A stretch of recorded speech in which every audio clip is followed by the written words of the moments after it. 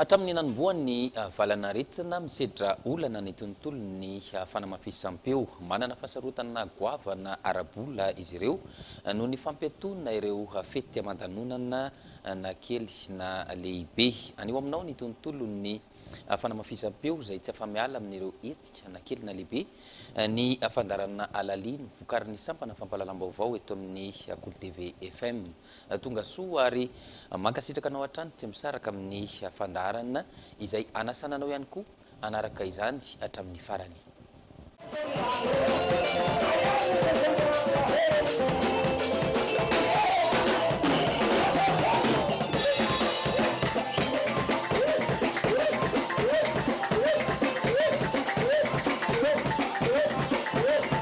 Maro ireo olona manambola mirotaka misehatra ny fanamafisam-peo eto Madagasikara. Mikendry ny hazo vola sy tombobarotra amin'ireo fitaovana lafo vidinao farana avy any ivelany na novidiana teto an-toerana. Asa mafy anefa no ambadika izy ireny ary zara raha mahazo vola. Antony voalohany, maro ireo mpifaninana.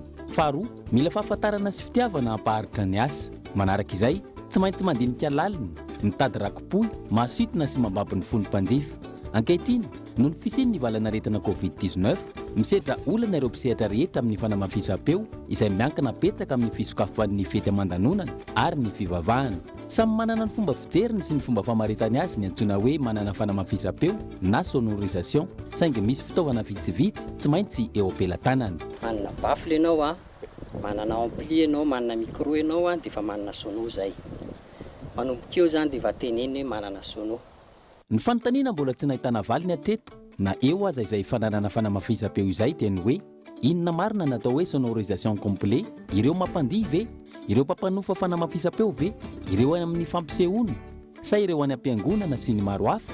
Raha ny hita aloha miroborobo ny tontolon'ny fanamafisam-peo eto Madagasikara ary olona maro no misehatra ao aminy: mpivarotra, mpividy, mpanamboatra, mpitatitra, mpibata entana, ireo teknisianina maro isan-karazany ary indrindra ny mpanjifa. Izany hoe ireo mena fafinaretana amin'ny fampiasana azy. Amin'ny ankapobeny, miankina amin'ny feo sy ny hazavana, ny 900 ny fafinaretana azo mandritra ny fety na lanonana iray mampiasa fanamafisam-peo. Araka izany, zava-dehibe ary tsy afa-miala amin'ny fety aman-danonana ny fanamafisam-peo.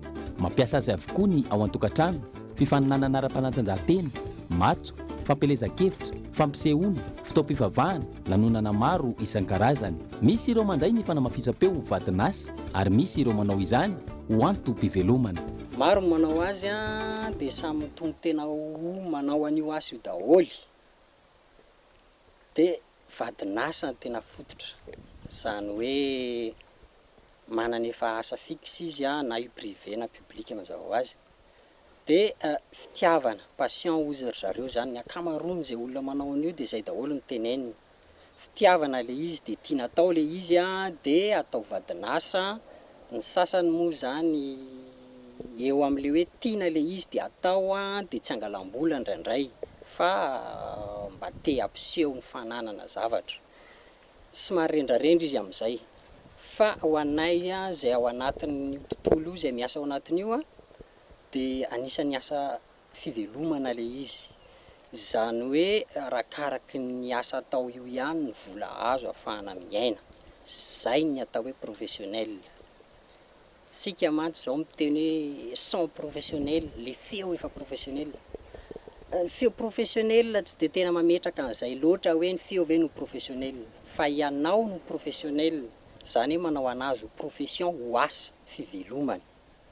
Ary amin'ny asa fivelomana azy zay dia tsy maintsy mipetraka foana le lafiny hoe volana voaka sy ny vola miditra.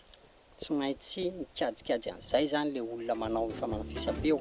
Ny taona 1990 anarana vitsivitsy no tsy afaka atao ambavan'ny olona raha miresaka fanamafisam-peo teto Madagasikara. Isan'izany ny Rafale 2000, Mio Sonore, Maleo, Jet Sound, Proros izay niampy ny Sono Kiki, Jack Z sy ny Backstage taty aoriana. Ny taona 1990 tonga ny Soma, fanamafisam-peo manara-penitra, namporisika ny olona hampiasa vola ka hanafatra fitaovana avy any ivelany. Maro amin'izy ireny anefa no tsy naharitra noho ny antony maro samihafa. Voalohany indrindra amin'izany ny kalitaon'ny fitaovana ampiasaina. Tsy maintsy misy kalitao enjehana, kalitao farafaratsy ny enjehana, izay ilaina, izay tsisy eto ka tsy maintsy anafarana. dia na io misy olona fantatra na io manafatra amina société zany mpanafatra entana. Dia misy ireo entana izay eto ihany vidiana, zany hoe efa maro koa ireo magazay mivarotra entana zany fanamafisam-peo eto Madagasikara, eto Antananarivo moa zany tena mitobaka izy zareo. Dia eo ianao dia efa mahita sy mikajikajy ihany koa hoe ty entana ty maharitra firy taona vao simba, iverina ve ny volana eo. Za zany eto dia mipetraka amin'ny mamatianina anahy, zany hoe tsy maintsy mitsinjo ihany aho zany le vola miditra sy ny vola mivoaka, dia arakarak'izay tsy maintsy jereko azy. Efa maro ankehitriny ireo malagasy manamboatra fanamafisam-peo, ohatra amin'izany ny eto Ambalavao Isotry izay misehatra manokana amin'ny baffle. Manodidina ny 50 izy ireo no eto ary fianakaviana 100 maro no mivelona aminy. Ho an'ireo mpanamboatra mahavita pera misy 20 ao anatin'ny iray andro. Izay zany manamboatra baffle eto Isotry eto amin'ny Lavoie, dia contrat plaquena melamina na malgapay ny fanaovana baffle. Misy refy gardena arakaraka le commande-n'ilay olona. Ohatra zao hoe 38 izy dia 80 ny aviny dia 45 ny profondeur na 50. Arakaraka le style zany no anaovanay anazy. Zay manko maro be manao anazy, misy manao manangana dia misy manao finition. Dia mahavita raha pera 20 dia mahavita indray andro, vita indray andro raha pera 20. Raha ohatra zao hoe 31 alainy dia prix de gros zany 300 000, dia raha 38 izy dia 750, 26 250, pera daholo zany, pera daholo zany. Tsy tahaka ny mandoko trano na rindrina ny fandokoana baffle vita malagasy iray. Misy loko sy akora fototra manokana ary miavaka ihany koa ny fomba fandokoana azy. Miankina amin'ny endriky ny baffle sy ny fangatahana ataon'ny mpanjifa kosa ny fanaovana ny finition. Miankina le baffle zany le zavatra atao eto, ohatra hoe tia commande le olona azonao. Efa tia commande le olona dia mandray vita ohatra zao ny raisiny eto aminay, fa misy pavillon izy dia misy grille dia misy terminal, misy fibatana fa juste fotsiny hoe le haut-parleur sy le vodiny sisa ny raisiny eto aminay azonao. Ia, dia efa ao anatin'izay le famoloky izy amin'izany efa vita complet ohatra zao. Hafa indray izy misy fotoana indray le olona hoe safidy indray hoe finosina indray le izy amin'izay fotoana izay, dia hafa indray mipirihany amin'izay. Ardoisine le loko, moa izy efa vita eto an-toerana zao le loko dia afaka eto ihany izy ny atao. Fa raha ohatra hoe loko fotsy indray misy olona indray ihany manana etaeta hoe manana baffle izy fa holokoina dia afaka makita aminay indray izy manjifa. Dia 75 000 ny kilo an'ilay loko. 75 000 le première satria ity miloko dia zay masy première sanao. Dia 75 000 le première dia mividy le loko mainty indray izy amin'iny 100 000 ny litre eto aminay. Miandahy miambavy ny fandokoana sy ny fikirakirana caisson na baffle eto ary $1 isaky ny pera no vola azo. Ankoatra ny mandoko, mandray commande sy manatitra ireo vita eny amin'ny tserany petite vitesse ihany koa ny vehivavy. Ohatra hoe raha ilana loko zany izy dia mahazo eo amin'ny 20 000 eo, 20 000 isaky ny pera raha ilana loko. Arakaraka ny commande, fa zay eto miaraka tsororo dia manenjika samy manenjika. Arakaraka ny commande vita. Indraindray mahavita 10, rehefa arakaraka zany. Fa misy mandrafitra fa ny anay manatitra fotsiny any maka commande dia manatitra ny petite ny asanay. Dia mandoko sy manatitra ny asanay moa lehilahy mandrafitra. Raha mahavita 10 mahazo hatrany amin'ny $2 ny olona roa ao anatiny iray andro. Izany hoe mahazo $2 isan'olona miala ny vidin'ny loko. Raha ny fanazavana teo aloha, $5 sy $1 ny kilaon'ny loko, miampy $2 ho an'ny deuxième couche. Mandefa any amin'ny faritra manerana ny nosy izy ireo ary manana ny mampiavaka azy. Ny fandefasana any amin'ny faritra izay miantona amin'izao fotoana ka mampitaraina azy ireo. Manampitrotraka izany ambany ny fahefa-mividiny ny mpanjifa. Tena marina moa zany le any amin'ny faritra zany somary teritery kely amin'le hitanao le tsika koa hoe raha malala ao anatin'le amiana ara-pahasalamana. Dia somary mitsika kely le tsena moa tsika eto Antananarivo koa ny tratran'le confinement zany dia somary mitsikitsika kely izy amin'izao. Moa eo amin'ny lafin'le tsena koa tsika moa zany raha malala fa le olona zany efa somary miopana kely amin'le faran'ny herinandro ao anatin'le confinement total zany dia any anatin'le sakafo moa le tsena koa tsy dia mandeha intsony zany satria vatana ny daholo ny sarababem-bahoaka eto amin'ny tanàna. Taloha ianao hoe tena hitanao na ny tombobaritra miditsy aminao eny fa na le olona mividy ara dia tena hitanao tsara mihitsy le fandrofana hoe raha zavatra hoe amidinao resaka 2 millions zany tena hitanao le olona fa tena any amin'ny 1,5 million volany 1 million nefa taloha zany raha hoe mitena zany 2 million zany ianao ohatrany tsy de sarotra mivarotra an'izany fa de ohatrany tena hoe mandeha arak'izay ary izy. Tsy mividy sy manafatra eto avokoa ireo mpanakanto na ireo mpampandihy na ireo tokantrano tsotra na ireo fiangonana sy izay rehetra mampiasa fanamafisam-peo. Sokatra amin'ny alàna be somary misy producteur ao, misy artiste majinika ao, misy artiste vaventy ao manerana ny nosy. Na io tsy misafidy sarangy io na resaka évangélique io na resaka mpanafana lanonana io na resaka inona moa zany le hoe hetsika kely anatina tanàna vitsivitsy ireny dia misokatra foana izay. Izay zany le hoe malalaka be anatin'ny resaka any dia manjifa eto aminay daholo dia amin'iny izy manazava kely aminazy zay ohatra ny ahoana nyhetsika karakarainareo dia atorony anazy hoe ohatran'ity ny zavatra mety aminareo. Ohatra ny ahoana ny zavatra fampisehoana ataonareo dia ohatran'ity ny question ny bafla fandraika aminareo azonao dia atoritorana azy eo fotsiny le izy. Dia raha ohatra indray anatin'ny indray izany any resaka question fotsiny fa resaka rindran-damo matsehatra indray fa misy teknisianina manokana indray mandray an'ina hoe ohatr'izao indray faharovana an'ity amin'izay fotoana izay. Raha ny tontolon'ny fanamafisam-peo no jerena, maro ireo manafatra fitaovana lafo vidy avy any ivelany araka ny efa voalaza teny aloha. Rehefa tonga eto Madagasikara tsy tafavoaka noho ny antony maro ka tsy maintsy mivarotra izany indray avy eo. Antony mampongatra ny varotra sono eto amintsika indrindra ny anaty tambajotran-tserasera.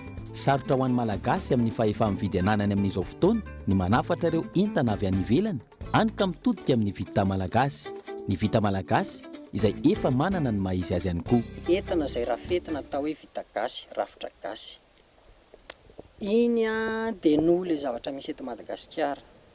Sarotra ho an'ny olona miaina eto Madagasikara ary miaina ara-dalàna amin'ny fahefa-mividy ananany ny manenjika an'ireo zavatra hita avy any ivelany mahafinaritra mihitsy izy ao amin'ny tontolo internet sy ny namany ao.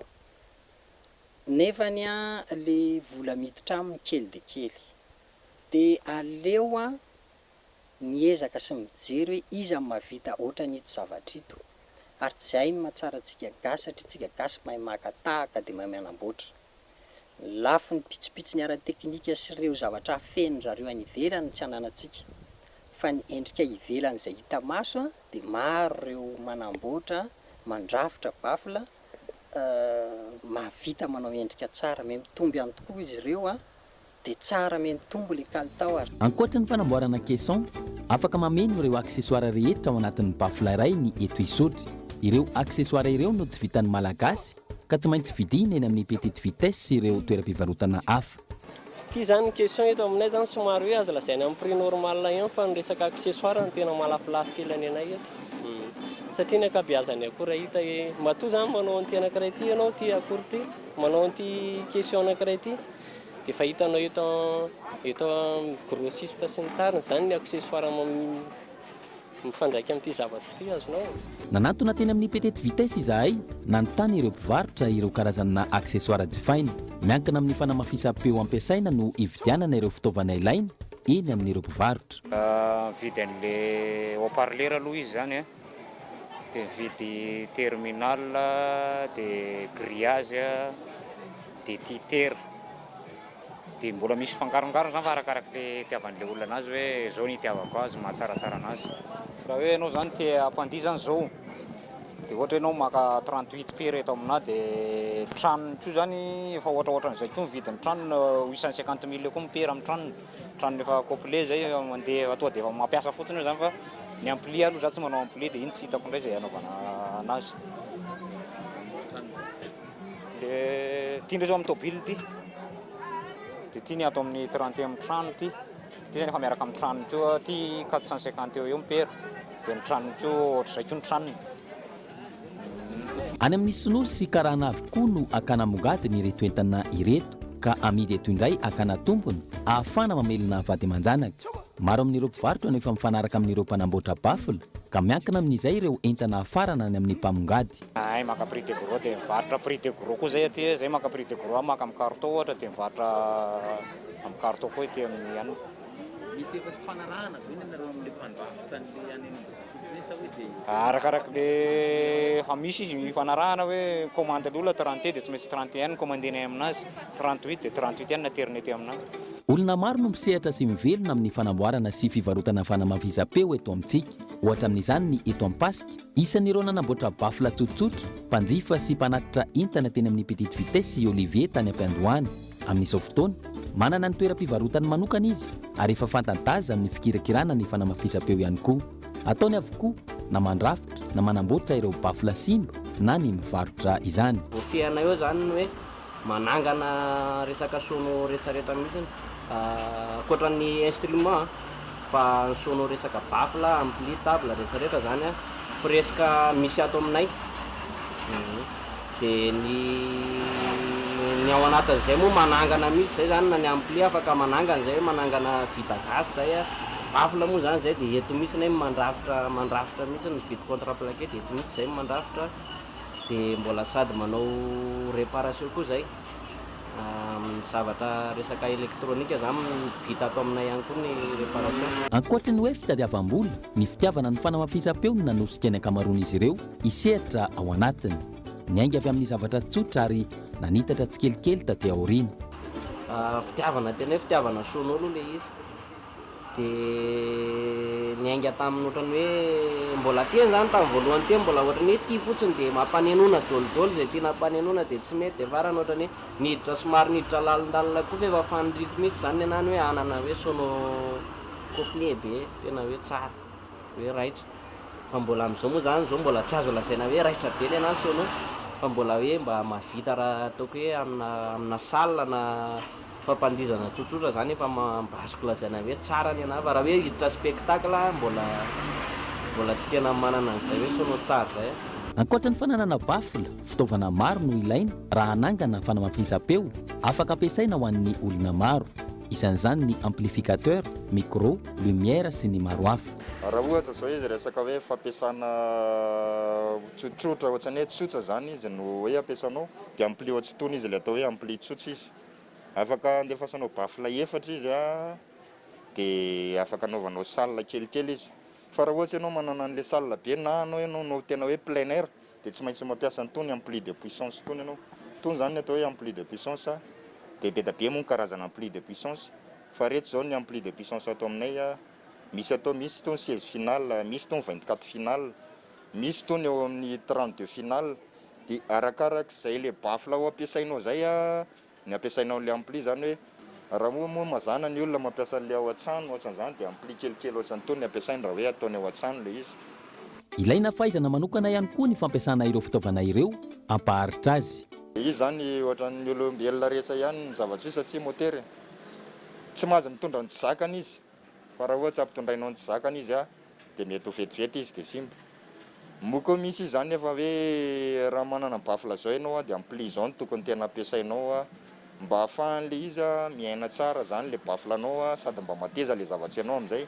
Fa misy mantsy ny olona rehefa manana an'le ampli dia tsy fantany akory zany le izy hoe tokony hazakany rehetra zavatra rehetra hoe ty ampli ty nefa mety hanimba azy, mety hoe tsy hatosika azy fa any dia ohatrohatr'izay arak'izay zany ny zavatra rehetra aminazy satria mantsy maro ny olona hoe te handefa an'io mafy, te handefa an'io mitobotoboka be.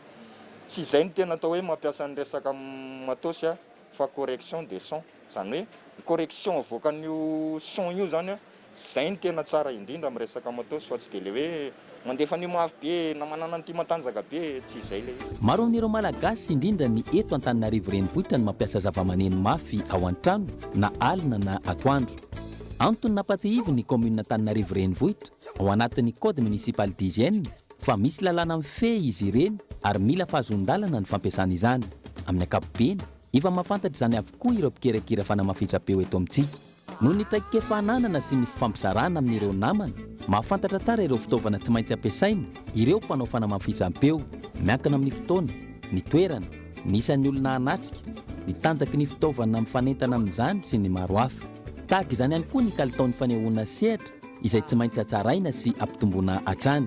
Io kalitao io no tena takin'ireo mpanofa sono saingy raha ny zava-misy tsy mifanaraka amin'ny tolotra ny tinady.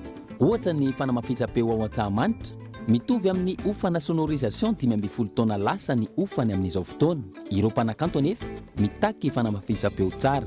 Fanamafisam-peo tsamanitra farafahakeliny zao no atao hoe eo amin'ny 2 tapitrisa ariary eo, manodididina zany. Misy ambany, misy ambony arakaraky ny tsara ny entana sy ohatr'izany. Ny entana dediavin'ny olona ao apetraka ao nefana entana vidiana amina miliara FMG. Dia ny ofany nefany lazaiko aminao fotsiny zao ohatra 5 taona lasa raha ohatra ka manao fety ianao Antsamanitra. Fanamafisam-peo fotsiny resantsika eo zany tsy mitentsika ny jiro tsy mitentsika ny estrady. Dia efa nadidina teo amin'ny 2 tapitrisa ariary teo ny ofany. Zany hoe materiel fanamafisam-peo goavany zany masana Antsamanitra dia ireo artista goavany ireo. Tsika miteny zao mbola zay ihany, mbola ohatrohatr'izay ihany ny ofany nefa le entana ilaina raha Antsamanitra amin'izao efa ataontsika hoe ampitomboana 3 ny entana tamin'izany no ilaina. Dia teo zany nahitana mihitsy hoe sahirana fa miada rery. Noho izay antony izay maro ankehitriny ireo mpisehatra amin'ny fanamafisam-peo no mivarotra ny fananany sy ny fitaovany ka mitady fidiram-bola hafa ahafahana mivelona. Rehefa miresaka amin'ny namana moa zany manao an'io asa io matetika dia mifananiany hoe aleoko manao camionneur satria no vidina camion latsaka lavitra, ny ofany nefany avo dia avo. Rehefa mandeha ianao mandeha amin'ny tournée, mandeha amin'ny sisiny manao fety manaraka artista sy ohatr'izany, dia ny ofana camion indray no lafo noho ny ofana materiel nasono. Nefa ny fety akalamanjana zany mitaky fanamafisam-peo avo dia avo zany matanjaka. Dia zay mahatonga an'io zavatra io zany tsy dia ahafahana hoe mivelona ka azahoana fananana goavana. Antony mahatonga ny ankamaroan'ny sono tsy ho hita firy intsony ihany koa ankehitriny ny fiaraha-miasa amin'ireo fiangonana zandrina izay niroborobo teto Madagasikara nanomboka ny taona 2000. Ataontsika hoe 20 taona lasa angamba ny vao nanomboka mipotra tsikelikely le fiangonana zandrina. Fa tao anatin'ny FFKM daholo moa akoatran'ny Jesosy Mamonjy ny Adventiste moa zany ireo. Dia taty aoriana vao mipotra ny fiangonana zandrina ary ireo fiangonana zandrina ireo no izy vao miforona dia manofa toerana akalamanjana dia zay natonga ny zareo ireo fahitako azy mila fanamafisam-peo zany dia nanomboka teo no nanomboka ireo mpanao fanamafisam-peo zany manomboka mifampiraraha mifanerasera amin'ireo mpitondra fiangonana ireo zany zay vao hoe tena niditra lalina. Dia ny ankamaroan'ny mpanao sono rehetra amin'izao miara-miasa daholo efa niara-miasa tamina fiangonana satria ireo fiangonana ireo dia efa mengeza koa ohatran'ny fantarina fiangonana ihany io dia efa mitady zavatra goavana izy dia efa lasa miditra ao anatiny daholo ihany ankamaroan'ny mpanao sono zany eto amintsika. Na io kely na io lehibe zany amin'izao dia matetika miara-miasa amina fiangonana daholo mpanao sono rehetra. Fanampin'izay isaky ny sabotsy sy alahady ny ankamaroan'ny fotoam-bavaka ary tahaka izany ihany koa ny fety aman-danonana sy ny fampisehoana isan-karazany. Amin'ny ankapobeny anefa mila ray na 2 andro mialohan'ny fety ny fanomanana ny toerana, izany hoe ny fanaovana installation an'ireo sonorisation ampiasaina sy ny maro hafa. Dia fiangonana mivavaka asabotsy ho anay manao sono raha malala fa ny fety matetika raha tsy sabotsy dia lahady, latsinainy moa rehefa lainy didipaka sy ohatr'izany. Raha vao sono somary ngeza no atao toerana ngezangeza dia matetika 2 andro na 2 andro alohan'iny spectacle atao iny zany tokony efa eo atoerana ianao mametraka ny entana vitsy zay manandrana zay mety sy tsy mety, tsy maintsy manandrana miaraka amin'ireo artista izay le atao hoe balance ozy zareo alohan'le fety. Dia nefa ianao raha ohatra ka miasa sabotsy dia tsy afaka manao fety ianao ny lahady satria ianao efa tokony any amin'le toerana ny sabotsy raha fety ny lahady. Latsinainy angay ianao vao afaka manao ka hoe sabotsy hariva dia mandeha kintana. dia anisany anankiray mahatonga anay zao ohatra tsy dia eno satria miara-miasa akaiky amina fiangonana. Noho ny fisiany ame anara-pahasalamana ka nampiatoana ireo fety aman-danonana, ny fiangonana sisa ny tena mamelona ireo mpanao fanamafisam-peo. Izao indray anefa mikatona ny fiangonana noho izay ame anara-pahasalamana izay hatrany. Vokany sahirana ireo mpisehatra amin'ny fanamafisam-peo, indrindra ireo mandray izany ho asa fivelomana. Io amin'ny lafiny rehetra manomboka io zany amin'le bandy kely izay batabafla hatramin'ny ireo organisateur izay milalao vola amina miliara anamboarana ananganana spectacle. Dia hita voakitika tao anatin'io daholo. Dia samy miezaka mijery izay fomba rehetra hoe ahoana na fana miaina amin'ny mavadinasa azy moa dia afaka niaina ihany ny akamarony satria vadinasa io mba ndray aloha tsy afaka. Fa misy ireo izay sahirana ao anatin'io dia iny anisany mba nisy zany tsirikevitra dia mba mifampiresaka dia mba hoe anangana vondrona zany ho an'ny mpanao fanamafisam-peo. Hatreto tsy mbola misy fiantohana ny resaka fanamafisam-peo eto Madagasikara ary vitsy ny orinasa mitsangana amin'ny resaka ara-kolotsaina. Maro anefa ny olona manana hevitra sy viny ary indrindra fahaiza-manao sy famoronana manoloan'izany. Lafiny maro no mampiavaka ny fananganana orinasa ara-kolotsaina amin'ny fananganana orinasa hafa. Ohatra, tsy voatery ho hita mibaribary eo am-piandohana ny vola miditra aminy. Eo ihany koa ny fahatsapana fa zava-dehibe ny kolotsaina eto amin'ny firenena ka isan'izany ny mozika. Ny mozika izay tsy ho tafita eo am-pototsofin'ny olona raha tsy misy ny fanamafisam-peo na kely io na lehibe. Ny asa tanantsika malagasy zany somary mampijery todika kely atsika aty Madagasikara satria eto Madagasikara tsika betsaka manana talenta eto fa tsy mba hita amin'ny fanjakana. Iny aloha voalohany. Faharoa, tsika malagasy koa zany mahay zavatra atao zavatra fa tsy ampy eo amin'ny resaka tosika fitaovana ny tena. Iny koa zany somary antso kely atsipoko amin'ny fitondrana mpanjakana iny satria betsaka mana talenta eto. Tokony renina arahana tosika kely hoe ampiana tohanana ara-pitaovana sy araka ny retsaretra araka ny vola sy ny tariny. Ny fiarahana mientana amin'ny tontolo iraisana atao no ilaina ampiana kely ary amafisana. Ny antony dia zava-kely.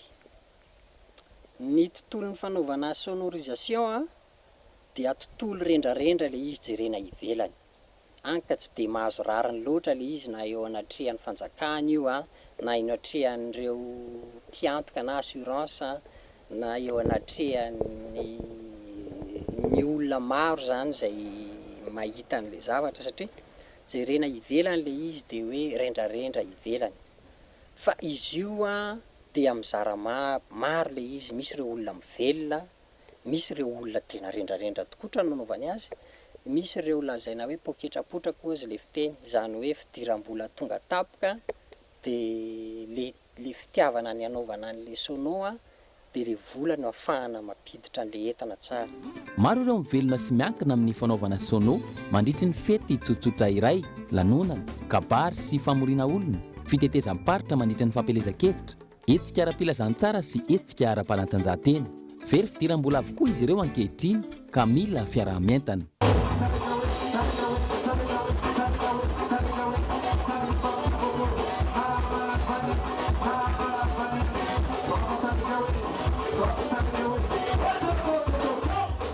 Ny azo ambara aloha hatreto tontolo hafa tsy afaka misaraka amin'ny fety aman-danonana ny tontolo ny fanamafisam-peo na ny sonorisation izany. Raha misedra olana ka miato ny fety aman-danonana, misedra olana ary miato ihany koa ny asan'ireo mpikirakira ny fanamafisam-peo. Raha naresaka ny fampisehoana sy ny fety iray nandray anjara betsaka atao anatin'izany ny fanamafisam-peo. Mbola maro nefa ny olana sedraina eo amin'ny tontolo ny fanamafisam-peo eto amintsika. Isan'izany ny tsy fandoavana ny volan'izy ireo aoriany ny fampisehoana iray, ny tsy fananana taratasy ara-panjakana mazava toy ny NIF sy ny STAT ho an'ny ankamarony, any ka tsy afaka miakatra sehatra goavana kokoa raha misy ny lanonana ofisialy. Tapitra ny fandarana ankasitrany ianao nanaraka izany hatramin'ny farany. Azonao atao ny mamerina mijery ny alalino ao amin'ny tv.cool.mg na ihany koa ny maneho ny hevitrao ao anatin'ny page Facebook ny Cool. azadino fa mbola ao anatin'ny covid-19 isika izao toy izy ohatrany araka izany ny fanajana ireo fepetra sakana anaovy ny arovavaorona manasa tanana matetika atao ny elanelana veloma tompoko.